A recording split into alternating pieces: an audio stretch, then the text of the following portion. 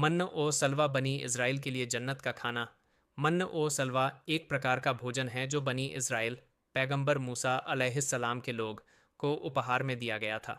जब पैगंबर मूसा अलैहिस्सलाम तीह के मैदान में बनी इज़राइल के 6 लाख लोगों के साथ रह रहे थे, उस समय पैगंबर मूसा अलैहिस्सलाम ने अपने साथ रहने वाले लोगों की भूख मिटाने के लिए अल्लाह से भोजन मांगा। पैगंबर मूसा अलैहिस्सलाम के अनुरोध पर अल्लाह ने उनके लिए आसमान से 2 जन्नती गीजर उतारी। एक था मन और दूसरा था सलवा।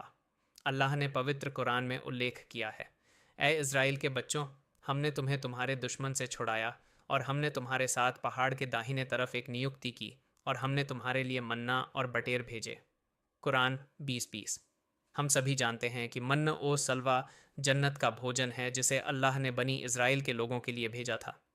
क्या कभी किसी ने सोचा है कि यह भोजन कैसा दिखता है और इसका स्वाद कैसा होता है? आज हम इस स्वर्गीय भोजन या जन्नत के भोजन का वर्णन करने जा रहे हैं। अल्लाह ने पैगंबर मूसा को आदेश दिया कि वे इस भोजन को अगले दिन के लिए संग्रहित न करें और इसे दैनिक आधार पर खाएं। मान एक तरह की मिठाई थी। यह ओस की बूंदों की तरह थी जो पेड़ों, पौधों और चट्टानों पर पाई जा सकती हैं। उसके बाद इसका उपयोग मीठे शहद में किया जाता है जिसे वे उठाते हैं और उसका स्वाद लेते हैं।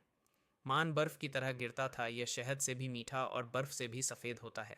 सलवा एक प्रकार का पक्षी था। बटेर, लोग इसे पकड़ते थे और इसे भूनकर मांस बनाते थे। बटेर का भुना हुआ मांस खाना एक ऐसी नेमत थी जो वास्तव में बनी इज़राइल के लिए एक नेमत थी। जब पैगंबर मूसा ने अल्लाह प्रार्थना की थी, केवल अल्लाह सबसे बेहतर जानता है कि मन्ना और सलवा वास्तव में कैसा दिखता है और इसका स्वाद कैसा होता है। हम कल्पना भी नहीं कर सकते कि इसकी मिठास शहद से ज़्यादा और सफ़ेदी दूध से ज़्यादा होती है। अल्लाह सर्वशक्तिमान ने बनी इज़राइल के लोगों को बिना किसी मांग या मेहनत के इस भोजन से नवाजा। लालच इंसान की फितरत है। बनी इज़राइल के लोगों ने अल्लाह और पैगंबर मूसा के आदेश की अवज्ञा की कि भोजन को संग्रहित या संरक्षित न किया जाए। इस अवज्ञा के कारण उनके द्वारा संग्रहित भोजन सड़ गया और मन्न और सलवा की बरकत बंद हो गई।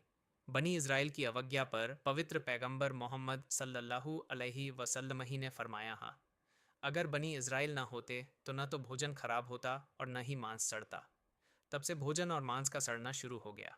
अन्यथा उस घटना से पहले न तो भोजन खराब होता था और न ही मांस सड़ता था। अल्लाह हमें अपने आदेशों का पालन करने और सही रास्ते पर चलने के लिए मार्गदर्शन करे। आमीन।